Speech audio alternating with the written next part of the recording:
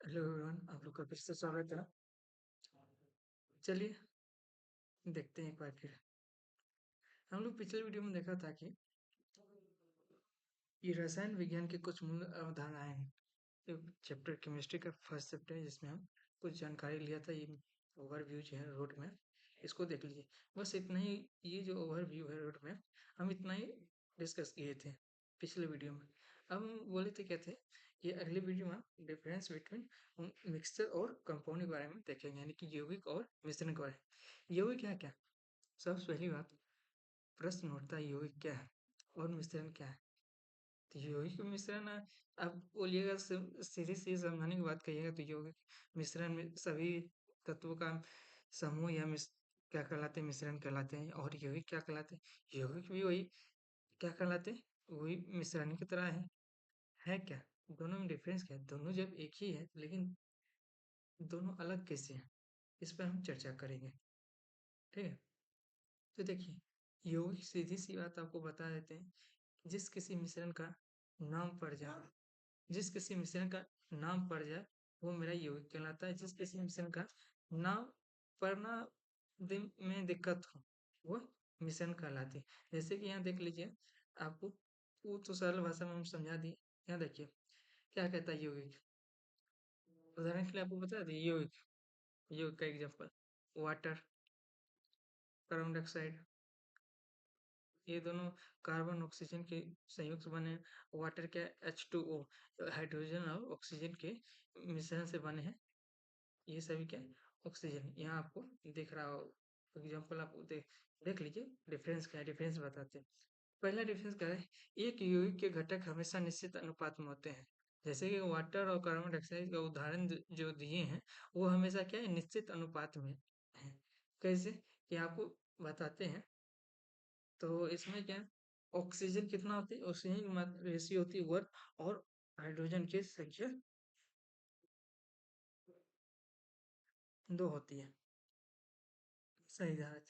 तो H2O में, और ऑक्सीजन H2O है, ऑक्सीजन की संख्या 1 होती है और हाइड्रोजन की संख्या 2।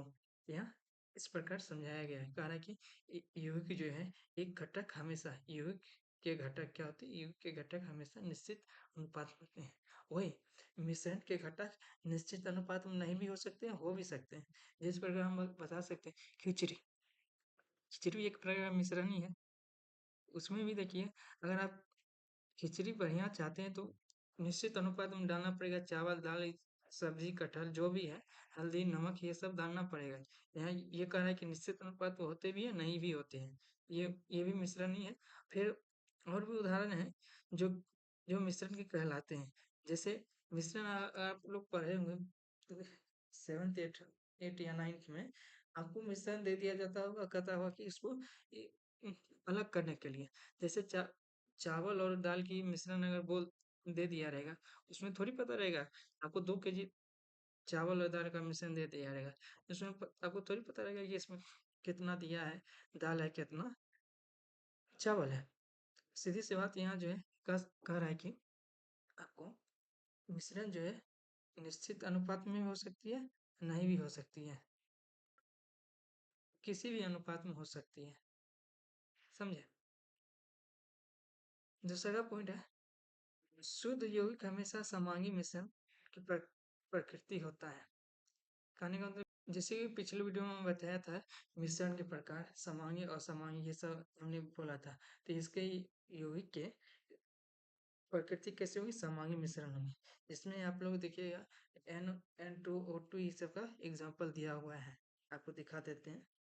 यहाँ देखिए, है ना। कह रहा है इनके संपूर्ण नमूने, यानी कि पदार्थ, एलिमेंट का संघटक क्या होता है, समान होते हैं। उदाहरण के लिए वायु, O2, N2, CO2 आदि का मिश्रण, इससे क्या है, सभी जगह समान। पेट्रोलियम, मिट्टी का तेल, डीजल, ये सभी। ठीक है। और मिश्रण के समानी हो भी सकते हैं, नहीं भी हो सकती हैं। ये और जब कुछ कुछ पॉइंट जो है, सम मिश्रण और यौगिक मिलते हैं, बाकी बात नहीं मिलते हैं। आपको इतना याद रखना हो पड़ेगा।